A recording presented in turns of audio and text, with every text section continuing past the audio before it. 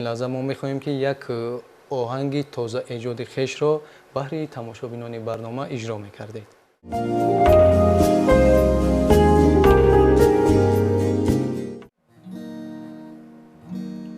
آباد وطن داریم، آزاد وطن داریم، پیراهنی ایدانم هر روز وطن داریم.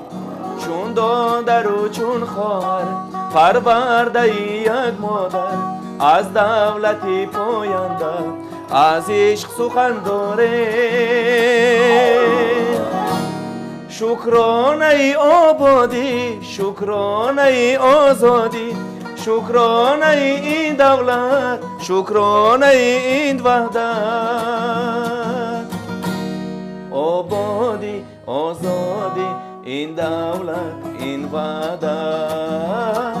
آبادی، آزادی، این دولت، این وحدت. این لحظه سوال نوبتی با بانوی هنر یاسمن جان رو آوردن به سمت موسیقی، خاصتا به مطربی از کجا آغاز شده است و چرا مثال صنعت رقص نه، صنعت آوازخوانی نه، تنها و تنها صنعت مطربی؟ من در عائله صنعتکار، عائله فرهنگ دوست به دنیا آمدم.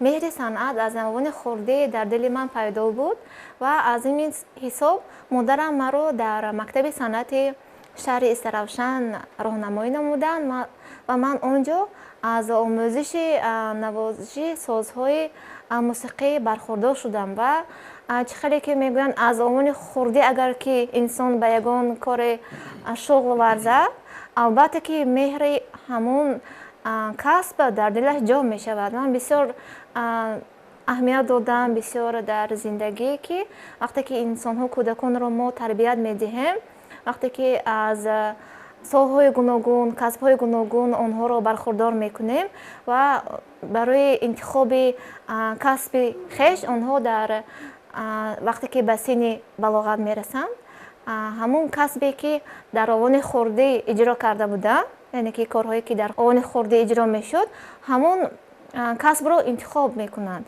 و من به وای رسیدم ساحه اقتصادیات رو خوانده بودم، لیکن نوبسته از آنه که به ساحه اقتصادیات تحصیل نبودم، مهر صنعت از قلب شما دور نبود؟ بله دور نبود.